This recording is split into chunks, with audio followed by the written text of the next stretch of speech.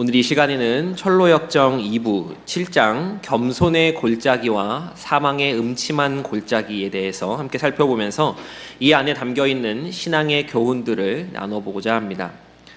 먼저 이 7장이 어떤 내용인지부터 좀 살펴보도록 하겠습니다. 크리스티아나 일행은 자비심과 함께 이 아름다움의 집을 떠나게 됩니다. 이러한 이들을 배웅하기 위해서 그 집에 살고 있었던 분별이라고 하는 처녀와 경건이라고 하는 처녀가 동행을 합니다. 이들은 겸손의 골짜기를 향해 나아갔습니다. 겸손의 골짜기는 과거 크리스찬이 아볼로온이라고 하는 악마를 만나서 큰 싸움을 벌였던 그런 곳입니다. 겸손의 골짜기에 도착하자 분별과 경건은 돌아섰고 크리스티아나와 그녀의 아들들 자비심은 담대의 뒤를 따라 이 골짜기 안으로 들어갔습니다.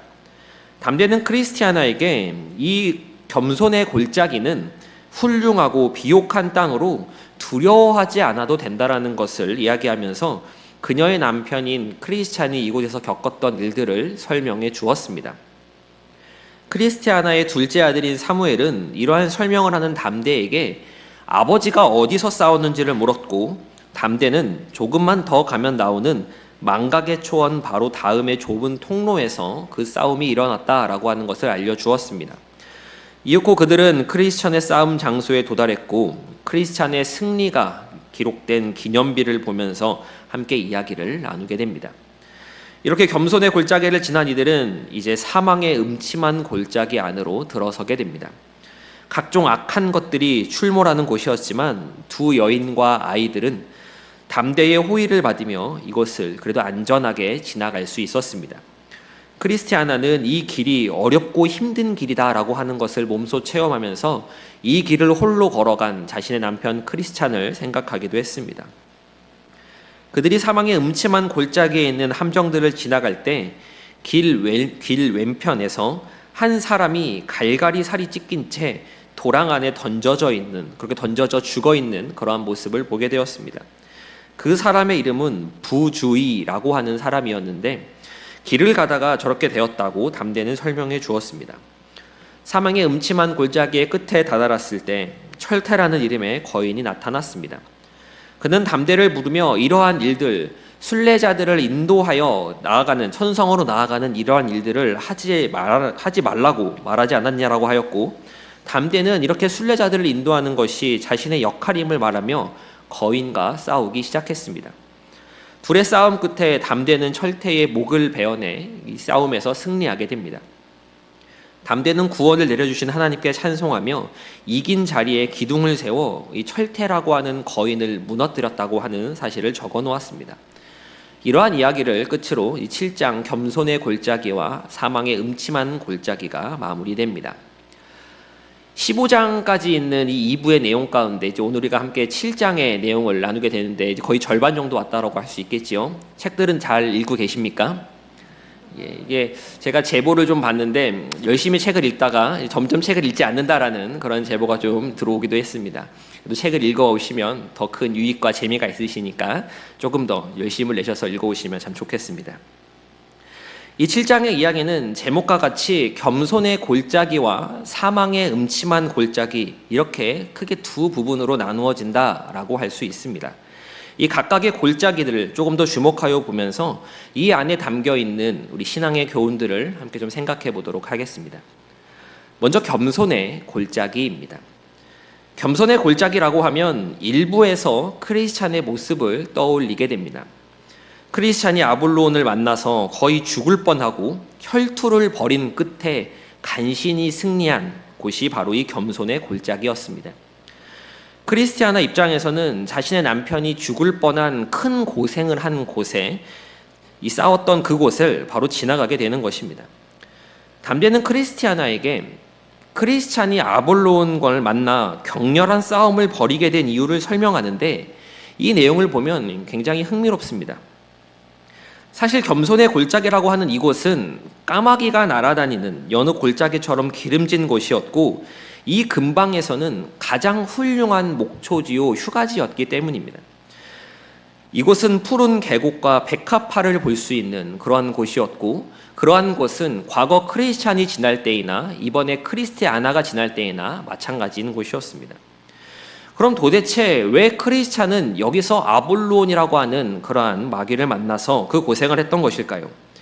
담대는 이에 대한 이야기를 해주는데 한마디로 말하면 그가 미끄러졌기 때문이다 라고 설명을 합니다. 그가 뭐 했기 때문이라고요?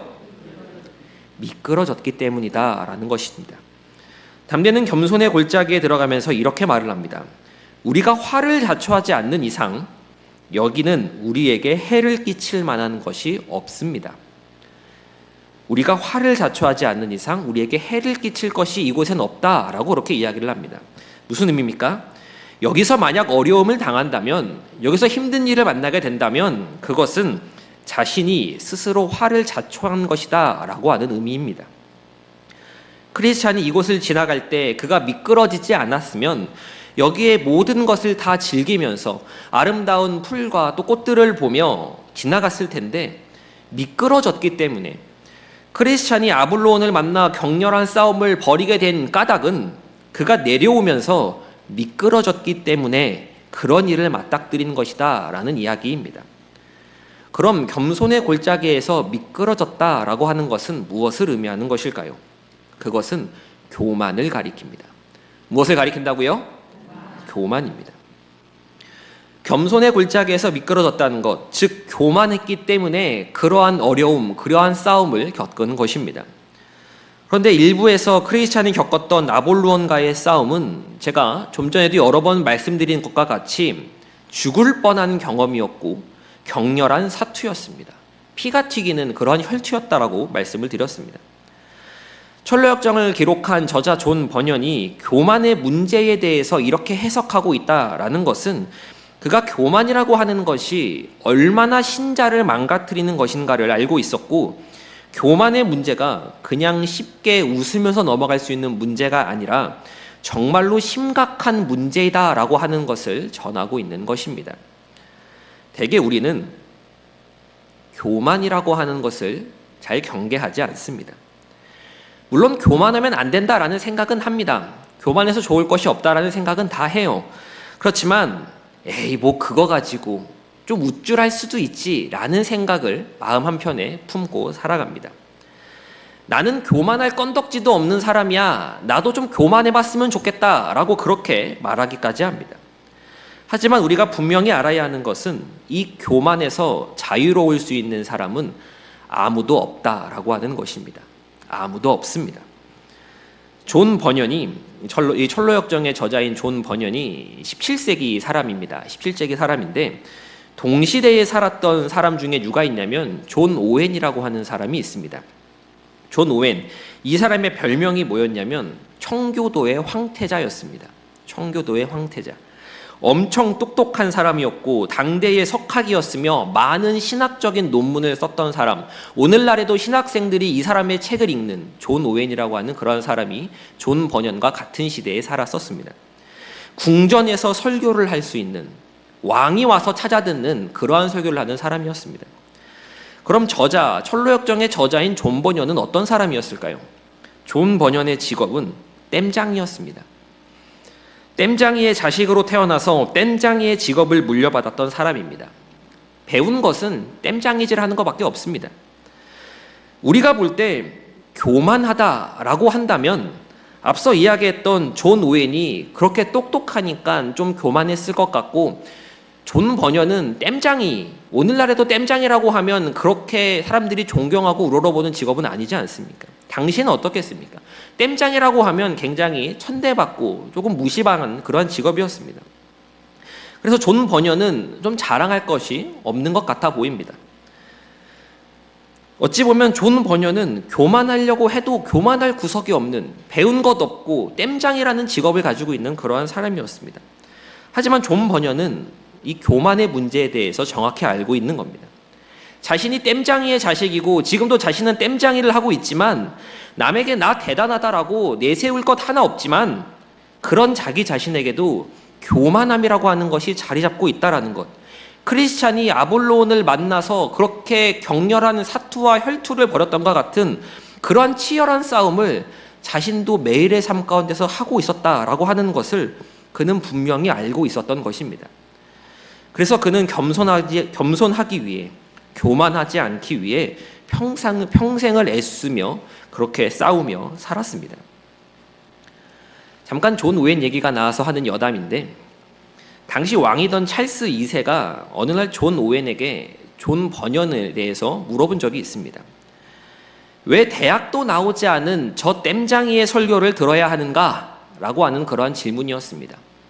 그러자 청교도의 황태자였던 존 오웬이 뭐라고 그랬냐면, 제가 저 땜장이만큼만 설교할 수 있다면 저는 저의 모든 지식을 기꺼이 포기할 것입니다 라고 그렇게 대답했다라고 전해지고 있습니다. 성도 여러분, 아무것도 가진 것이 없다라고 말할지라도 교만한 것이 인간입니다. 존 번연은 겸손의 골짜기를 이야기하면서 무슨 말을 하냐면, 이 골짜기는 신자들이 모두 지나간다. 모든 신자들은 이 골짜기를 지나간다 라고 그렇게 이야기를 합니다. 무슨 의미겠습니까? 하나님께서는 성도의 그 순례의 길 가운데 이 겸손의 문제, 교만의 문제를 그의 삶 가운데서 반드시 다루신다라고 하는 이야기입니다. 한 번만 다루시겠습니까? 평생에 걸쳐서 이를 다루어 가실 것입니다. 겸손의 골짜기에서 크리스티아나 일행과 자비심은 기둥에 쓰여진 경고문 하나를 보게 됩니다. 뭐라고 쓰여 있었냐면, 크리스찬이 여기까지 오기 전에 미끄러진 일과 그가 여기서 당한 어려움을 보고 후세 사람들은 경고를 삼으라 라고 써져 있는 경고문을 보게 됩니다. 크리스찬이 아볼로온과 싸운 이야기는 이미 유명한 이야기니까 경고를 받고 여러분들은 여기에서 미끄러지지 말아라 라고 그렇게 경고를 하고 있는 것입니다. 이는 책을 읽고 있는 오늘날 우리에게 하는 말이기도 합니다. 교만은 성도에게 있어서 가장 가까이에 있는 가장 무서운 적입니다. 우리는 이 사실을 잊지 말아야 합니다. 겸손의 골짜기에서 한 가지 더 볼 것은, 이곳을 가리켜서 세상의 소음과 번잡함이 없는 곳이다 라고 표현하고 있다라는 점입니다. 세상에는 소음과 혼돈이 가득 차 있지만 겸손의 골짜기에는 한적함과 평정이 있다라고 말합니다.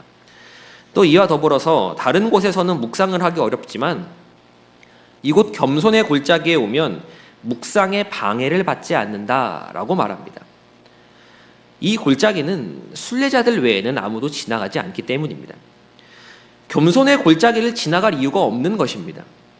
어떻게 해서든 자기를 높이길 원하는 사람, 내가 조금 가졌으면 내가 이만큼 가지고 있다고 말하는 것이 사람의 심리이고, 또 그런 사람들이 모여있는 것이 세상이지 않습니까?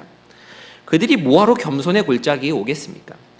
하지만 성도는 이곳 겸손의 골짜기에 와서 유익을 얻습니다. 그 유익이 묵상이 잘 된다라고 하는 것인데, 하나님의 말씀은 우리가 낮아질 때 보이기 시작하기 때문에 그렇습니다. 우리가 무엇할 때 보인다고요? 낮아질 때 보입니다. 내가 높아지면 하나님의 말씀이 보이지 않게 됩니다.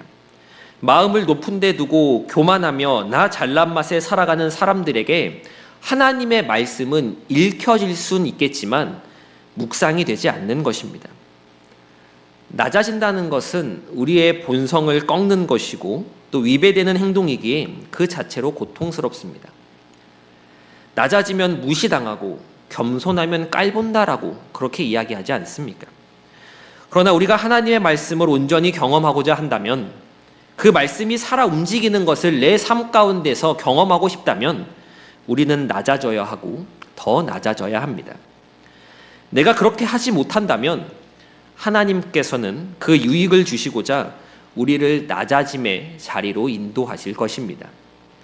나의 삶 가운데 하나님께서 나를 겸손의 골짜기로 또 낮아짐의 골짜기로 부르시고 그 길을 걷게 하실 때 이 교훈을 떠올리며 선하신 하나님의 약속을 붙들어야 할 줄 믿습니다. 이 겸손의 골짜기에서 순례자 일행은 크리스찬이 아볼로온과 맞선 싸운 곳에 드디어 도착하게 됩니다. 그것이 어디인가 하면 망각의 초원을 지나 좁은 통로라고 이야기합니다. 이 좁은 통로가 있는 곳이 망각의 초원이라고 하는 것이지요. 크리스찬이 미끄러졌기 때문에 이 아볼로온과 이러한 격렬한 싸움을 벌이게 된 것이라고 말씀드리지 않았습니까? 미끄러져서 교만해져서 만난 겁니다. 그런데 교만한 것은 무엇과 항상 통하냐면 망각과 통합니다. 잊어버리는 것과 통하는 것입니다. 무엇을 잊습니까? 하나님의 은혜를 잊어버리는 것입니다. 내가 하나님의 은혜로 이 자리에 있다, 내가 하나님의 은혜로 이렇게 서 있다라는 것을 잊어버리는 것입니다. 그렇게 하나님의 은혜를 망각하게 되면, 하나님의 은혜를 잊어버리게 되면 미끄러지는 결과, 교만해지는 결과를 가져오게 됩니다. 그럼 어떻게 되겠습니까? 크리스찬이 겪었던 것과 같은 치열한 싸움을 피할 수 없게 되는 것입니다. 성도 여러분, 우리는 항상 겸손과 교만 사이에서 싸우며 살아갑니다. 그리고 이 싸움은 우리의 삶이 마치는 날까지 절대 그쳐지지 않습니다. 하루에 한 번만 싸우는 것도 아닙니다. 하루에 수십 번, 수백 번씩 우리는 겸손과 교만 사이에서 우리의 마음을 저울질하며 그렇게 살아갑니다. 이 싸움 가운데 교만이 이기게 된다면 우리는 은혜를 받지 못하게 되고 하나님의 말씀을 묵상하지 못하게 됩니다. 그래서 교만이 정말 무서운 것입니다. 다시 한번 말씀드리지만 그 누구도 자유로울 수 없고 가장 가까이에 있는 가장 무서운 성도의 적이 바로 교만입니다. 신앙생활은 끊임없이 교만을 꺾어 나가는 것이다 라고 하는 것을 기억하셔야 합니다.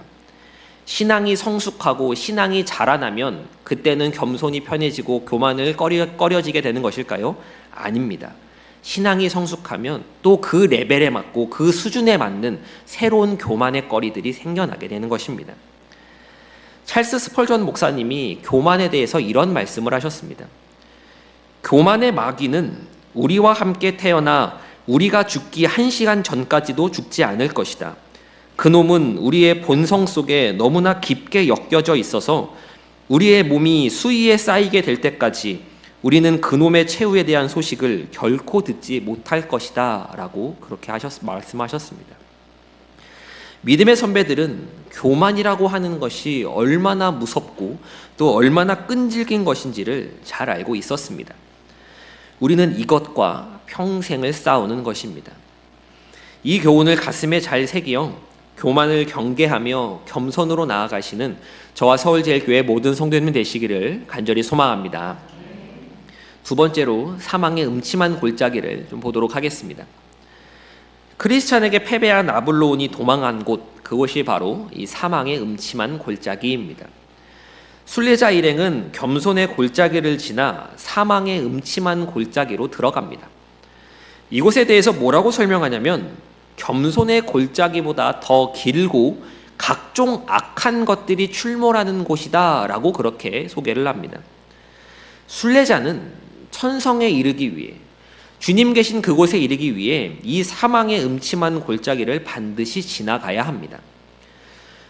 성도 여러분, 사망의 음침한 골짜기라는 이야기를 들을 때 혹시 그런 생각 안 해보셨습니까? 순례의 길을 걸어가는데 왜 사망의 음침한 골짜기를 지나가야 할까라고 하는 그러한 의문입니다.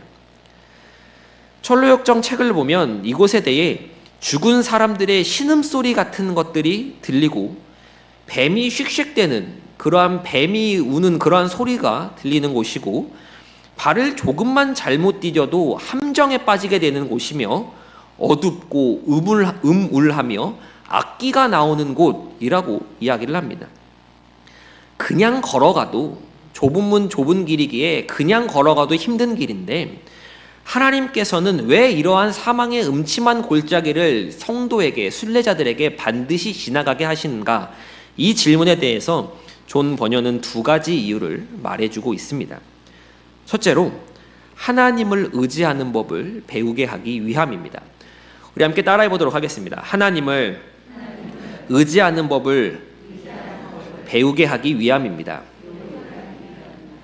사망의 음침한 골짜기는 자욱한 안개와 또 어둠이 가득한 곳입니다. 어떻게 걸어가야 할지, 어디에 함정이 있을지, 어디가 안전한 길인지 알 수 없는 그러한 길이 바로 사망의 음침한 골짜기 속입니다. 그러면 성도는 이 순례의 길, 이 사망의 음침한 골짜기를 어떻게 통과해야겠습니까? 하나님만을 의지해서 걸어가야 하는 것입니다. 우리 이사야 50장 10절 말씀 함께 읽어보도록 하겠습니다. 시작. 여호와를 경외하며 그의 종의 목소리를 청종하는 자가 누구냐? 흑암 중에 행하여 빛이 없는 자라도 여호와의 이름을 의뢰하며 자기 하나님께 의지할지어다. 아멘. 여호와의 이름을 의뢰하며 하나님을 의지하며 가야 하는 곳이 이 사망의 음침한 골짜기인 것입니다. 그러나 사람들은 자신들의 인생 가운데 어려움이 닥쳐오기 시작하면 자신의 생각, 자기의 생각, 또 자신의 경험, 또 자신의 판단을 먼저 구합니다. 우리가 읽었던 이사야 50장 10절 그 다음 절인 11절 말씀을 보면 어떤 말씀을 기록하고 있냐면, 보라, 불을 피우고 횃불을 둘러띈 자여, 너희가 다 너희의 불꽃 가운데로 걸어가며 너희가 피운 횃불 가운데로 걸어갈지어다.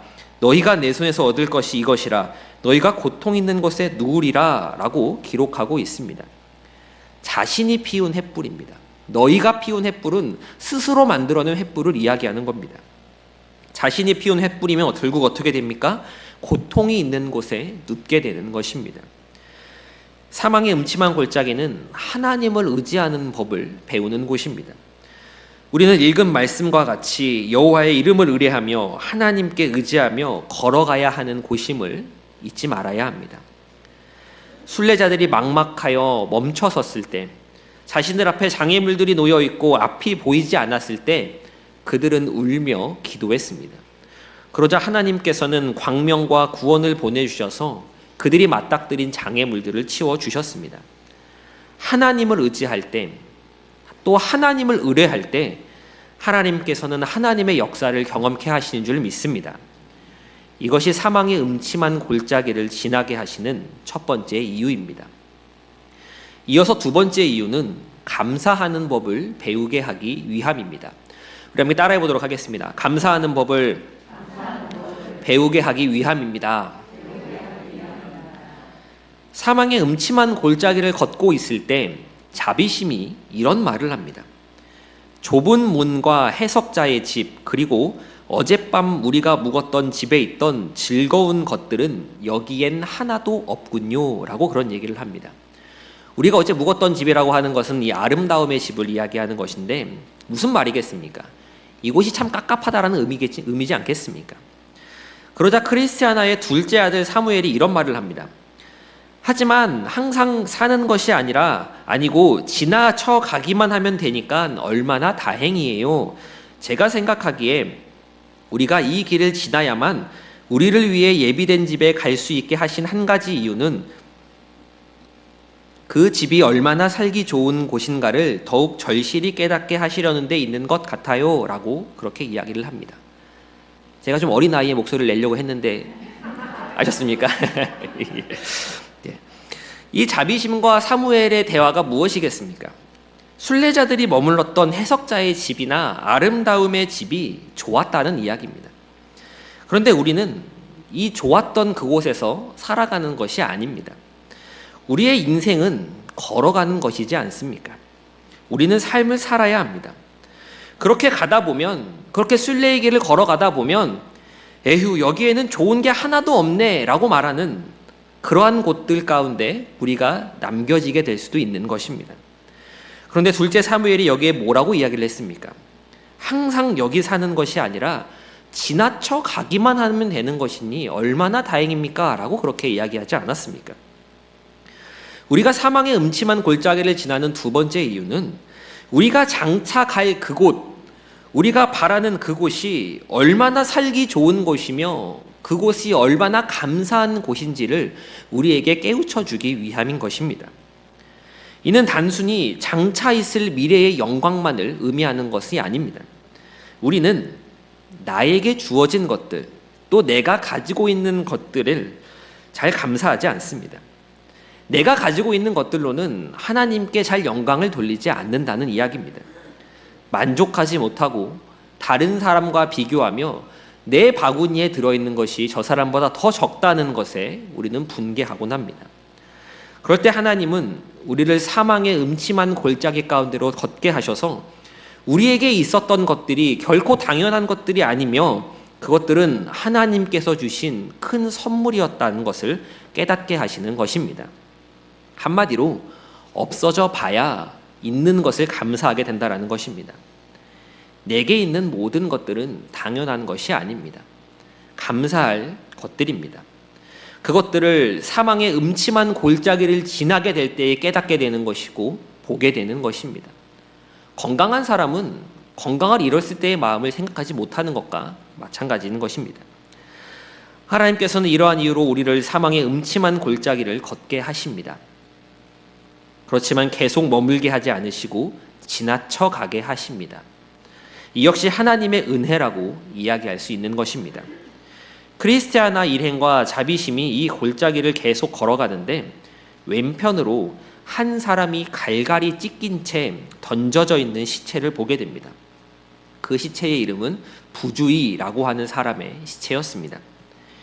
이 사람에 대해서 이 안내자인 담대는 뭐라고 이야기를 하냐면 순례길을 가볍게 생각하여 안내자도 없이 길을 떠났다가 붙잡혀서 살해당한 사람이라고 설명을 합니다. 순례길을 가볍게 생각했다라고 이야기를 합니다. 어떻게 생각했다고요? 가볍게 생각했다라고 합니다. 이 대목을 보고 또 대목을 듣는 우리는 순례길을 어떻게 생각하고 있습니까? 얼마든지 갈 수 있는 길이라고 우리 또한 가볍게 여기고 있지는 않습니까? 나는 이미 구원받았으니 이 순례의 길 가운데 어떻게든 되겠지, 어떻게든 천국까지 갈 수 있겠지라고 그렇게 여기지는 않습니까? 부주의라고 하는 이 사람의 시체가 주는 교훈이 무엇이겠습니까? 이 길을 걷는 것을, 순례의 길을 걸어 나가는 것을 결코 가볍게 생각하지 말라라는 것입니다. 안내자도 없이 길을 갔다라고 합니다. 안내자는 오늘날 눈에 보이는 교회를 의미한다라고 말할 수 있습니다. 어떤 사람들은 오늘날에도 여전히 이런 식으로 이야기를 합니다. 교회가 뭐 필요합니까? 그냥 집에서 그냥 예배드리고 믿으면 되는 거 아닙니까? 뭘 자꾸 나와서 배우라고 합니까? 뭘 같이 가자고 그런 얘기를 해요. 그냥 나 혼자서도 알아서 잘 믿을 수 있고 나 혼자서도 잘 해낼 수 있습니다. 이 부주의라고 하는 시체가 말하는 것은 이러한 생각하지 말라라고 하는 것입니다. 성경은 성도가 걸어야 하는 순례길이 가볍게 걸어갈 수 있는 길이라고 말하지 않습니다. 좁은 문으로 들어가야 한다라고 이야기하고 좁은 길로 걸어야 한다라고 그렇게 가르칩니다. 예수님께서는 자기를 부인하고 자기 십자가를 져야 이 길을 갈 수 있다라고 말씀하지 않으셨습니까? 한 번만 부인하고 한 번만 십자가를 어깨에 메었다가 내려놓는 것이 아닙니다. 길을 걸어가면서 계속하여 자기를 부인해야 하고 이 십자가를 끝까지 지고 가야 하는 길입니다. 결코 쉬운 것이 아닌 것입니다. 그래서 하나님의 도우심 없이는 한 걸음도 뗄 수 없는 것이 우리가 걸어가는 순례의 길입니다. 믿으십니까? 자기를 부인한다라고 하는 것이 무엇이겠습니까? 그것은 겸손을 가리킵니다. 그럼 자기 십자가를 진다라고 하는 것은 무엇을 의미하는 것이겠습니까? 교만하지 않는다라고 하는 것입니다. 본래 겸손한 사람이 어디 있겠습니까? 천성적으로 본성적으로 겸손을 타고난 그런 사람은 이 세상에 없습니다. 죄인인데 하나님 말씀 앞에서 자기를 쳐서 복종시키지 않으면 할 수 없는 것이 겸손이고, 겸손하지 않으면 주님 가신 그 길, 순례의 길을 바르게 따라가지 못한다라고 하는 것입니다. 4세기 기독교 신학자 어거스틴은 신앙생활에서 가장 중요한 것이 무엇입니까? 라고 하는 질문에 있어서 첫째도 겸손, 둘째도 겸손, 셋째도 겸손입니다 라고 그렇게 대답을 했습니다. 겸손하지 않은 성도가 받을 수 있는 은혜는 없습니다. 하나님의 은혜는 주어지는데 그 은혜를 받을 수 있는 것은 겸손한 성도만이 받을 수 있는 것입니다. 이 사실을 기억하면서 교훈 삼으시는 저와 서울제일교회 모든 성도님 되시기를 간절히 소망합니다. 이제 7장을 정리하도록 하겠습니다. 오늘 함께 살펴본 7장 겸손의 골짜기와 사망의 음침한 골짜기의 핵심은 겸손과 교만에 대한 것이다 라고 이야기할 수 있습니다. 겸손하지 않을 때 다툼이 일어나고, 겸손하지 않을 때 남과 비교하며, 겸손하지 않을 때 기도하지 않습니다. 교만한 것입니다. 교만을 말할 때 무언가 시건방진 것, 무언가 오만방자한 그런 것들을 떠올리기 쉬운데 이 교만은 그런 걸 말하는 것이 아닙니다. 내가 내 힘으로 어느 정도 할 수 있다라고 생각하는 것이 바로 교만입니다. 내가 할 수 있다라고 생각하면 은혜를 망각하게 되고 감사 대신 불평을 쏟아놓게 되는 것입니다. 히브리서 12장 15절은 이렇게 기록합니다. 너희는 하나님의 은혜에 이르지 못하는 자가 없도록 하고 라고 하는 말입니다.